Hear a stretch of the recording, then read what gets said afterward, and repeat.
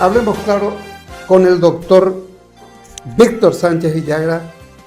Víctor, temas nacionales e internacionales en este episodio. ¿Sí? Temas nacionales son dos puntos que me interesan tocar.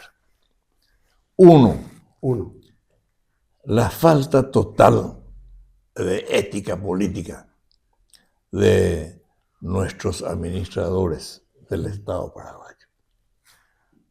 Ahora surgió un tema que hace referencia a las manifestaciones vertidas por una parlamentaria. Personal, son manifestaciones personales de ella. No habló en nombre del Senado. Ni del Estado paraguayo. Ni el Estado paraguayo. Son manifestaciones privadas, personales. Y habló mal del MAPE, que no cae simpático ni siquiera a su vecino. Pero bueno, eso aparte. Pero sale el ministro de Relaciones Exteriores que se caracterizó últimamente de decir disparates. De un disparate menor a un disparate mayor. Secundado por el presidente de la República, que habla de las manifestaciones vertidas por ella y dice que eso no constituye la versión paraguaya. Pero no hace falta decir, ella no habló en representación del pueblo paraguayo, ni del Estado paraguayo, ni del Parlamento paraguayo. Es una verdadera vergüenza la actitud del presidente de la República y del ministro de Relaciones, que en materia de relaciones exteriores nunca estuvimos tan mal como ahora. Esa es la... ¿Y qué les movió a hacer eso? Y mira, parece que fue procesada ella, ¿verdad? No fue procesada, pero dijo una cosa contra el MAPE, dice que afecta a los derechos humanos, etcétera, etcétera. Y me alarma, Roberto, porque esto no hace sino ratificar de que en materia de relaciones internacionales estamos muy mal, desde el presidente de la República hasta los demás funcionarios del Estado paraguayo. En un momento en que necesitábamos una tranquilidad y una inteligencia en el manejo de la cosa pública, en el manejo de las cuestiones internacionales, desde el relacionamiento con Taiwán, con independencia del relacionamiento con China.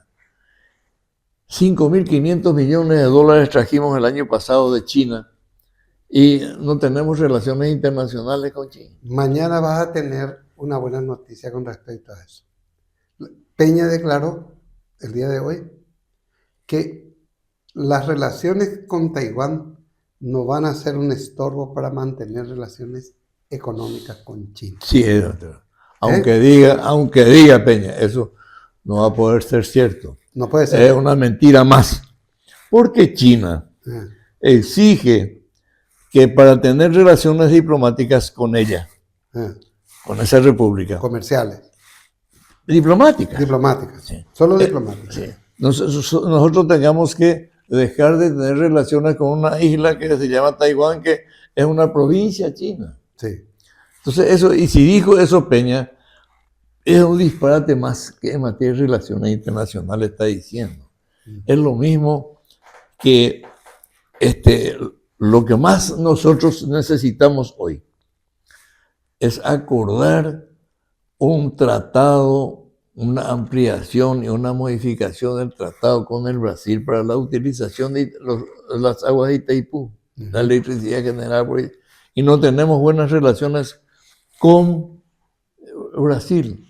Sí. Al extremo que el Brasil está en estos momentos militarizando la frontera con Paraguay por temor a la injerencia norteamericana en las cuestiones regionales. Y eso lo hace Peña en forma totalmente descabellada, porque no tiene noción de lo que es el derecho internacional y la cuestión que hoy se da en el campo internacional. Y viene otro capítulo importante. A mí me fastidia, me intranquiliza. Empresarios brasileños, más de 100.000 están viniendo en el Paraguay.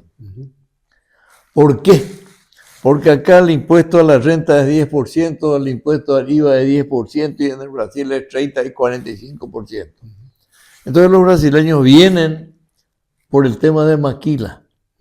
Entonces se utilizan el sistema paraguayo y exportan de acá hacia afuera.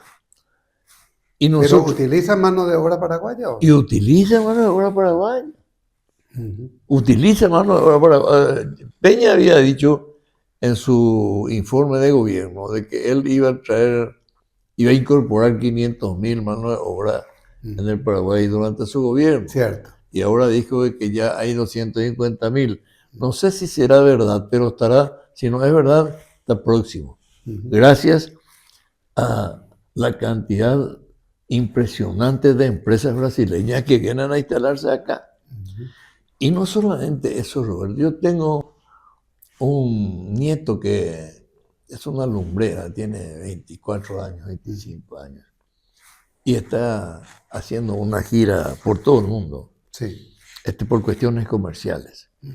Él fue secretario, fue subgerente de la Asociación Paraguaya Alemana y salió a la vida privada y hoy es gerente de una empresa que se dedica a la exportación de productos y encuentra gente extraordinariamente importante desde el punto de vista económico que quiere venir acá. Y acá tenemos un grave problema que no estamos resolviendo. Las dificultades que se crean desde el punto de vista administrativo para que los bancos de la República, siguiendo la línea trazada por el Banco Central del Paraguay, ven obstaculizadas para incorporar capitales acá. Es una cosa tremendamente delicada. Sí. Y cuando todo el mundo está queriendo venir acá, no todo el mundo, mucha gente quiere venir acá, nosotros nos encargamos de crear esos problemas de carácter administrativo por falta de inteligencia. Y otras veces... Eso cuenta tu sobrino que son los del norte, los del primer mundo. No, los del primer Porque mundo. del Brasil están entrando sin problema. Sin problema, los del primer mundo. Los del primer mundo. Es mi nieto. Tu nieto. Sí. Y él refiere que hay gente del primer mundo. En este momento él está en Alemania. ¿Qué se le pide? ¿Qué exige? Coima lo que yo estoy seguro que sí le pide. Y primero la residencia. Para la residencia ya hay coima. Sí, toda una cadena de negocios. Para la residencia ya hay coima. Para la incorporación de capitales hay otra coima. Entonces eso, la gente del primer mundo ve con no tan buenos ojos. Claro. Está el deseo ferviente de venir acá, porque allá en Europa, en el primer mundo, hay muchos problemas hoy. Los problemas derivados de la falta de seguridad. Esta locura de Trump está llevando al borde de la Tercera Guerra Mundial, que de no haber mediado la tranquilidad en el manejo de las cuestiones internacionales de Putin, hace rato hubiéramos tenido la guerra. Este Trump es un loco y cada día está haciendo más y más locuras, hasta en el fútbol, Roberto. Con tarjeta roja un jugador norteamericano le suspendieron por 2 partidos. Y el presidente Trump le pide al presidente de FIFA que le levante eso, y le levantó. O sea, no hay ya seguridad para nada.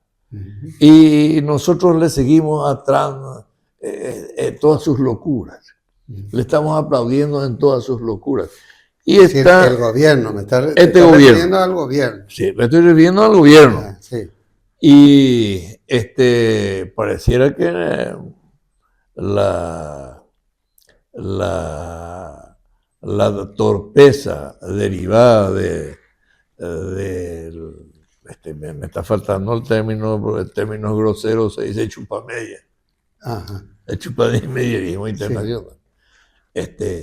Que hay, no, pero puedes usar ese término. Que hay gente en el mundo que ya está tomando otras determinaciones. Por ejemplo, Irán. Por ejemplo, México. Por ejemplo, Brasil. Todos ellos están dentro de los precios. Sí. Y lastimosamente, eso está científicamente comprobado, Roberto. Los pobres siempre le votan a los ricos por creer de que ellos puedan ir mejorando su economía, lo cual es absurdo. Pero ¿cómo es posible que entonces se haya elegido que es tu candidata predilecta encima es Claudia Sheinbaum? Sí. Se eligió en un país poblado mayoritariamente de pobres. Hay más pobres que en Paraguay y en México. Sin embargo, los mexicanos sabían que tenían que votar Nacionalistas. en esa mujer para salir. Nacionalistas. Bueno, por eso no depende de la pobreza, Víctor. Bueno. Lula mismo no sería presidente si fuese por la cantidad de pobres. Brasil está repleto de pobres, el país de los Pero es contrastes. increíble. Bolsonaro, su mayor caudal electoral está en los pobres. Claro, por influencia de la iglesia, que allá se volvió muy fuerte la iglesia alternativa a la católica apostólica romana. Sí, es que cada pastor tiene millones y millones en dólares, Y yo aviones. te conté que el favorito acá es candidato de pobres, sobre todo, y no es del Partido Colorado, ya está, no es funcional a ese esquema de compra de votos. Es un buen candidato que yo creo que tiene todas las condiciones para llegar. Ahora, yo creo que Paraguay tiene que vivir una transición, Víctor. No te olvides que fuimos y seguimos siendo de alguna manera la capital mundial del conservadurismo, ¿sí? Acá se hicieron casas para residencia del Shah de Irán, para la residencia de Pinochet. Se le trajo a Somoza, quien pasó sus últimos días en Paraguay, ¿verdad? Era una especie de retaguardia del conservadurismo y va a llevar tiempo. El expresidente ecuatoriano vive acá. Vive acá, ahí tenés. Bueno, ese tipo de cosas ocurren. Me gustaría ahondar contigo, ya que conoces el tema. ¿Cuánto dijiste que Paraguay compraba de China? 55 mil millones de dólares el año pasado. Este año, a junio, ya está superando 30 millones de dólares. 30 mil millones de dólares. Millones de dólares. Sí. Esos 30 mil millones de dólares vienen en forma de estos vehículos chinos que inundan todas las plataformas. Roberto. No, ya sé, todo lo que se mueve en Ciudad del Este viene más o menos de China también. Vienen celulares, aparatos. Todo estos micrófonos acá, que estamos usando, creo que son de origen chino. Pero no me equivoco. Tener la plena certeza de que esto es chino. De que esto, que es así chiquitito, que antes se utilizaba el grandote. Sí. Ahora ya no se... Mira, tractores chinos, camiones chinos, Sí. coches chinos, camionetas chinas. Ahora, eso puede entrar legalmente. Vos que conoces, que tú sos, además de jurista, fuiste miembro del Congreso. Eso entra legalmente. Legalmente. ¿Por qué? Y porque viene vía despacho. Y se despacha para gente importadora sin ningún tipo de problema. China no tiene problema de vender, pero tiene problema de comprar. O sea, China, para comprarnos, necesita tener relaciones diplomáticas. Si vos tenés relaciones diplomáticas con China, vas a vender todo lo que vos tenés acá, todo lo que se produce acá. Vamos a venderle todo. En un barrio chino nosotros vendemos todo. Yo le suelo decir eso a la gente. ¿Sabe por qué? Shenzhen creo que se llama, una de las ciudades más grandes. Tiene 70 millones de habitantes. No vamos a cubrir un mercado de 70 millones. Nosotros vamos a cubrir un barrio a lo mejor ahí, ¿sí? De 5 millones de habitantes y se nos fue ya toda nuestra producción. Lastimosamente, la influencia norteamericana es tan grande porque hoy para Norteamérica el enemigo número uno es China. China. Porque comercial, industrialmente se le fue ya muy arriba. Lo que Estados Unidos tarda 10 años para construir una carretera, un puente, China te construye 2 meses. Entonces, hay una diferencia abismal. China es el peligro para ellos. Claro. Y ven con ojos contra China y se encarga de desarrollar en América en particular una supuesta lucha anti-China. Y en eso está en nuestro país. En eso está Peña. En eso está nuestro ministro de Relaciones. Claro, pero contra nosotros el problema fundamental que tienen es por el tema Taiwán. El único país que le reconoce a Taiwán es Paraguay. El problema que tenemos es Taiwán. Nosotros, pues Taiwán, y a mí me gusta eso no es una ¿Qué cosa. pasaría si los chinos deciden invadir Taiwán?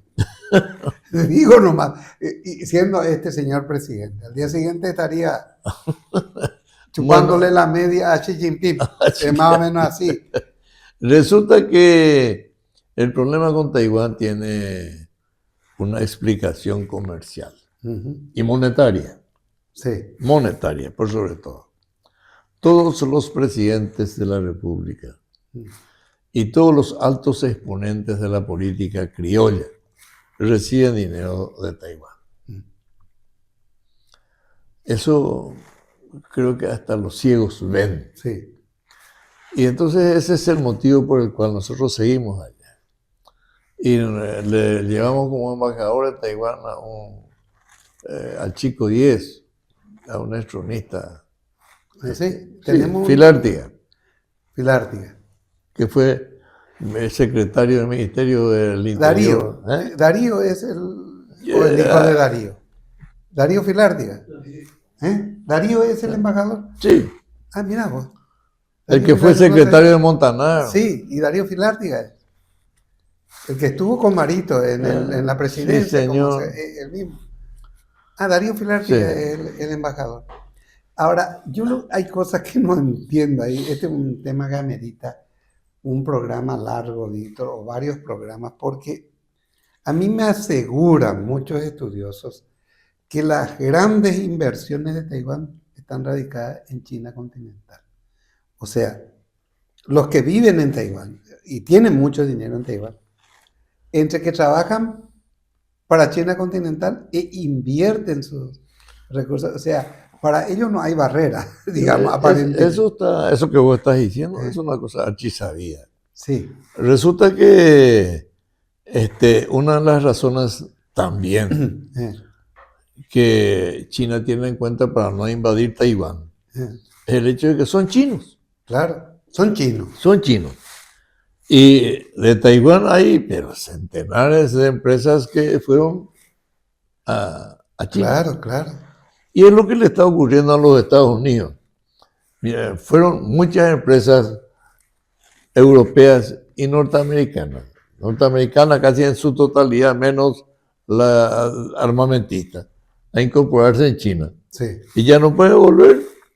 Sí. Desde allá tienen el mundo a su disposición para exportar y para vender sus cosas. Claro, y no solo eso, el problema, dice que la bandera del capital es el dinero, decía Carlos Marx. Creo que tenía razón. No van a encontrar mano de obra barata como en Estados Unidos como en China. No pueden competir, ¿no? En capacidad laboral tampoco. A los tipos le ponen garra a lo que hacen, o si no pierden su trabajo. O sea, ese tipo de cosas. O sea, Estados Unidos está jugando un partido que está destinado a perder, necesariamente. Está perdiendo. Está perdiendo. Hoy rompió hasta con Europa. Y el mensaje, pues vos estaba buscando un término. Y no había necesidad, porque el mensaje del secretario general de la OTAN aludió al fútbol. Sí. No sé si escuchaste, ¿no? Le dijo a Donald Trump, se juega en equipo. Un partido de fútbol se juega en equipo. No se necesita un solo Messi o Maradona o Pelé. Se necesita o un Ronaldinho. Se necesita también un back centro, un golero, ¿sí? Un Gil. Un Gil, exactamente, un Gil, ¿sí? En el arco. Se necesita de todo. Le trataba de dar a entender que él necesitaba arreglarse con Europa y seguir siendo el factor fundamental de la OTAN, cosa que aparentemente Estados Unidos se niega de cara a lo que está ocurriendo en Ucrania en este momento, visto que vale la pena estudiar, aludir un poco. Cerca de 700 mil millones de dólares dice que va a costar ahora mismo, reconstruir lo que ya se destruyó en Kiev, en Ucrania. En Ucrania.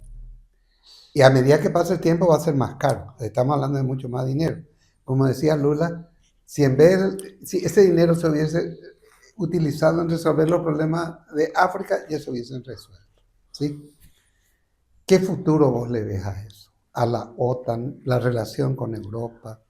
Bueno, yo, así como están las cosas hoy, yo, canciller paraguayo, le diría al presidente de la República sacar todo nuestro relacionamiento con las Naciones Unidas. Las Naciones Unidas no sirven. Las Naciones Unidas no sirve La para OEA nada, realmente. no sirve. Tampoco. Gastamos dinero al santo. Gastamos dinero al santo P. Sí. Entonces, vamos a profundizar nuestros intereses nacionales, ser más nacionalistas. Y tenemos todo en la mano para que este país pueda ser un paraíso. De todo el mundo está queriendo venir acá, como dijimos hace un rato. Deberían dejarle venir. Flaqueamos en la parte directriz y en el dinero potá. Y sí, flaquea el gobierno por un lado y por otro lado no hay actores políticos en la oposición capaces de diseñar unas propuestas, la vez pasada como la que estuvimos hablando, de ir a plantearle al gobierno, dejen entrar estos inversores ahí que al final todos vamos a beneficiar. Yo creo, Roberto, de que acá tenemos, aunque a muchos no guste, tenemos que buscar armonizar intereses del gobierno con la oposición. Claro. Y la oposición con el gobierno. Es correcto. Cualquiera sea el gobierno. Cualquiera fuese el gobierno. Claro. Porque así como estamos, la oposición no tiene fuerzas para sacarle al gobierno. Cierto. Y el gobierno está realizando trabajos desmesuradamente malos, desmesuradamente ególatras, dejando de lado a la oposición, que lo único que hace es criticar, claro, como alguna gente que ya conocemos y no vamos a volver a citar. Exacto. Buscar poner freno al acelerador, poner una mesa de conversaciones, acá 3 de la oposición, 3 del gobierno, y vamos a buscar armonizar los intereses. Claro. Víctor, vos fuiste partícipe de una novedad en la política paraguaya, sí, que fue el pacto de gobernabilidad. Quiera o no, fue algo novedoso. Fue mucha, ¿sí o no? Tuvo mucha crítica, Roberto, pero lo que el pacto de gobernabilidad obtuvo, sí, hay que analizarlo positivamente. Sí. Desde la conformación de la Corte Suprema de Justicia, sí, los opositores no formaban parte del Poder Judicial. Claro. Y hoy forman parte. Y en aquel momento se conformó 4 colorados, 4 opositores y un independiente. Sí. Y el independiente en realidad no existió. Fue prácticamente 5 colorados, pero ya incorporamos 4, porque como independiente entró Sapena. Sapena. Y Sapena era más colorado que el tomate. Cierto. Bueno, pero se consiguió que 4 ministros de corte sean de la oposición paraguaya. Se consiguió que el contralor sea de la oposición. ¿Y eso se mantiene hasta hoy como línea dentro de la Corte? Más o menos. ¿Y en la justicia electoral se mantiene? Solo de estar es colorado. Más o menos. Yo no sé si Jorge Bogarín es de la oposición.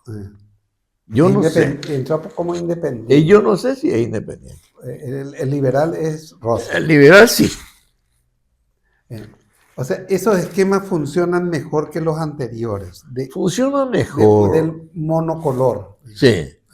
Y este tema de la justicia electoral también tenemos que estudiar a profundidad. Hay gente entendida y la experiencia política te lleva a buscar el mecanismo que nos permita transparentar la justicia electoral. Correcto. Hasta hoy se cuestiona la utilización de las máquinas. Se cuestiona el tema de las papeletas. Las papeletas pareciera ser mejor siempre y cuando haya un control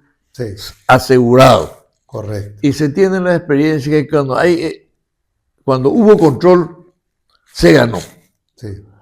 O sea, ganó aquel que obtuvo mayores votos. Ejemplos. Carlos Filisola. Sí. Formó el movimiento de Asunción para Todos y mira, se controló mesa por mesa, pero yo Y tuve se votó con el padrón antiguo. y con el padrón antiguo. Y se ganó. Y últimamente, las elecciones de Ciudad del Este, donde este muchacho Prieto basureó Sí. basureó a la plata del Partido Colorado, basureó al grupo ¿Eso fue fuerte con papeleta o fue con papeleta, papeleta? con papeleta. Entonces vos tenés la experiencia de que si hay control en las papeletas, hay garantía de que el resultado electoral va a reflejar lo que el pueblo quiere. Y algunos técnicos, yo ahí soy analfabeto, pero vamos a traerle algún técnico bueno. Víctor, ahí yo conozco a varios, que nos explique si es real o no que en el cuarto sobre está en el voto real.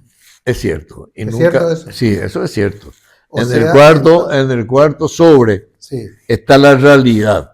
Pero ese cuarto sobre, no, la justicia electoral no permite acceso a ningún partido político.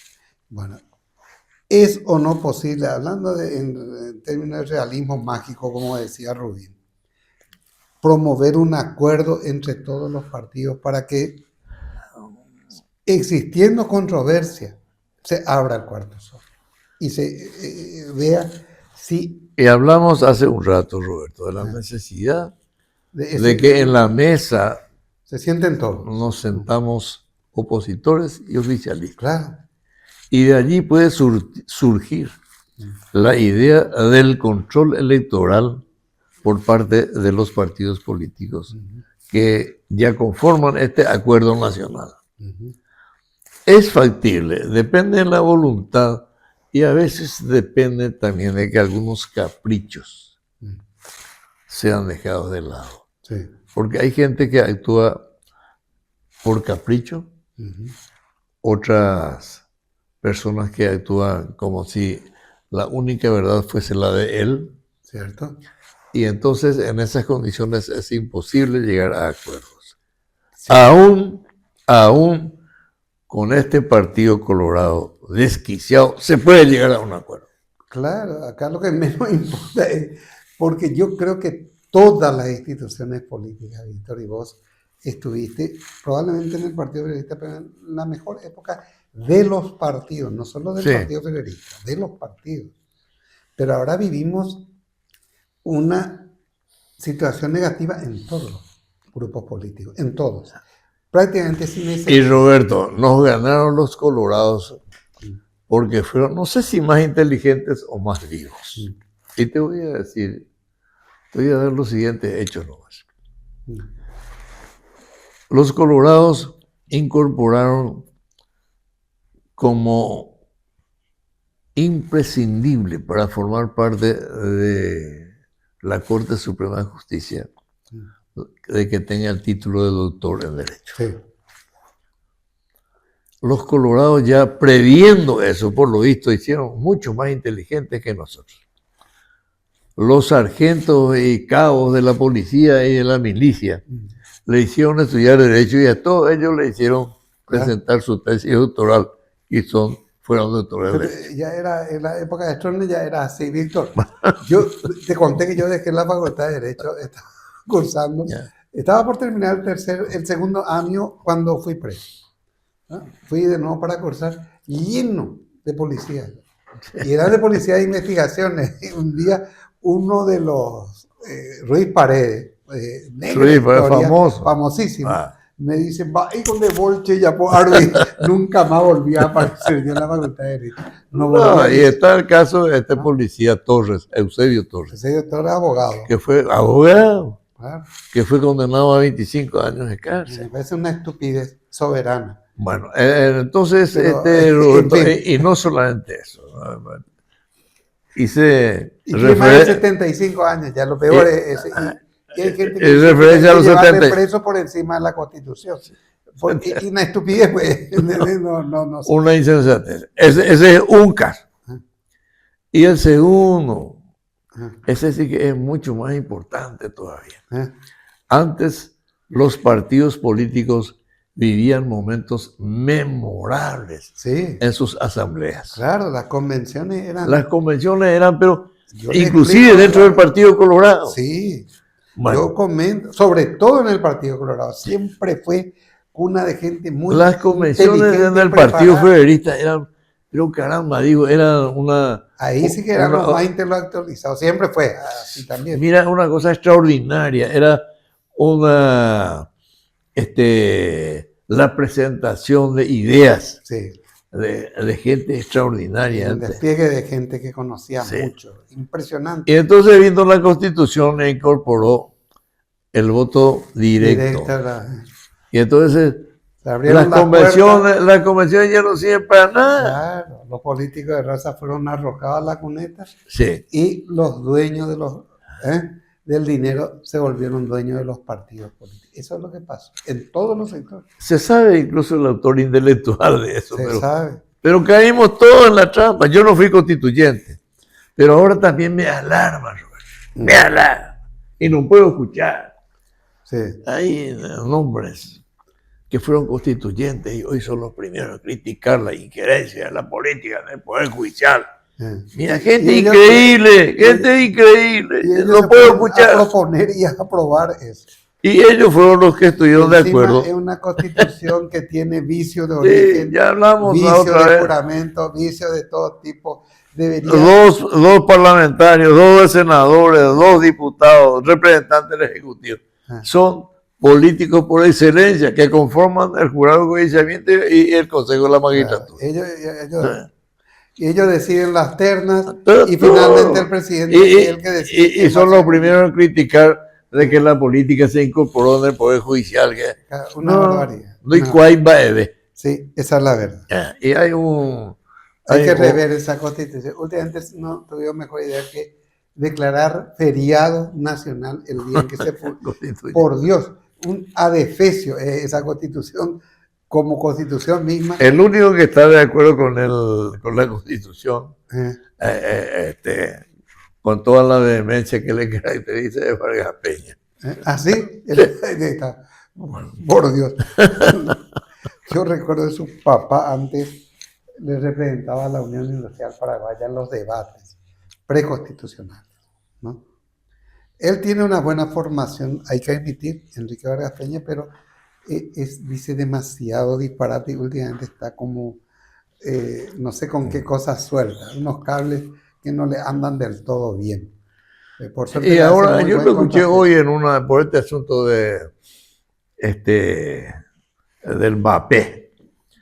También tenemos que poner límites, Roberto, sí, a la indecencia. Cierto. No se puede actuar de la manera como actúa este muchacho. Sí, no. Que tiene todo el derecho de opinar como él quiera, claro, pero que lo haga con decencia. No y a un parlamentario que estuvo en su programa, pero no le dejó hablar, mira, por poco gritando no echó el edificio. Eso no dice barbaridades. Dice barbaridades y hay un periodismo de muy mala praxis, Víctor, que nos llevó a crear este espacio y con quien gracias a Kevin estamos ganando hoy una notoriedad que nos interesa, que sí. De paso, que vaya creciendo incluso. Y de paso, Roberto, yo quiero contar una anécdota al terminar este programa. Sí. Yo tenía en las 9:70, me iba en el programa de Chuco Vargas Peña, claro, el papá de... Me acuerdo. Que había un debate ahí entre y notables. Había un debate interesante. Sí. Gente muy preparada. Todas las tardecitas. Estaba Babi con ustedes. ¿Quién? Babi. Sí. Sí. Babi. Bebito Cano Radil. Cano Radil. Gran amigo mío. Bueno, y él habla en su programa de lo que fue el Partido Colorado en la época en que salían los colorados en las calles a apresar a la gente. Sí, de la Guardia Urbana. Guardia Urbana. Sí. Y dice, que ahora está en un diario, era policía y formaba parte de la Guardia Urbana y me atajó a mí sobre la calle Colón, caramba, y se refería a Alcibiades González del Valle. Mira vos, qué mentiroso era. Digo, padre, pues González del Valle no fue parte de la Sí Guardia. fue. No, Eh, él fue policía después. no fue policía en la época de Son. Y él En la dijo, época de Sonner sí, pero y así formaba parte de la Guardia Urbana, lo dijo públicamente Vargas Peña. Y me dijo, me Vargas atajó sobre la Peña. calle Colón. Vargas Peña y Alberto Peralta, le podés tener acá, te va a testificar, era colaborador del estronismo, informante de los estronistas. Chuco Vargas Peña, el padre. Bueno, ¿sí? y otra vez le lleva en otro programa, le lleva Bebito, como abogado defensor de los derechos humanos, un policía de apellido Alum. Y le digo, yo disculpame, Bebito, pero este es Alum. Hijo de un alum de Paraguay, que era zapatero, y yo le hice el apellido, le hice un juicio de reconocimiento de filiación natural. Sí. El papá lleva el apellido de Alum y este hijo también. Este era policía torturador. Cuando yo estuve preso en investigaciones, era el que estaba siempre de guardia en investigaciones. Alum. El Alum. Alum, abogado, sí, defensor de mucha gente, y fue sobrino de este Alum, acá frente a la tercera. Ese que estaba cerca del Ministerio del Interior. Frente a la tercera. Frente, la técnica. Sí, la técnica. Ese. Y a ese Alum le invitó. A ese Alum le invitó como defensor de los derechos humanos. Y le dije, estaba el policía. Y le dije, este estaba Era como, ¿cómo se llama? Estaba de guardia en investigaciones cuando yo estaba preso. Era un torturador, este desgraciado. Sí. Se fue, se cayó y se fue. Famoso era ese. Sí. Y hay mucha gente que defiende, a estos que defienden tanto a los norteamericanos.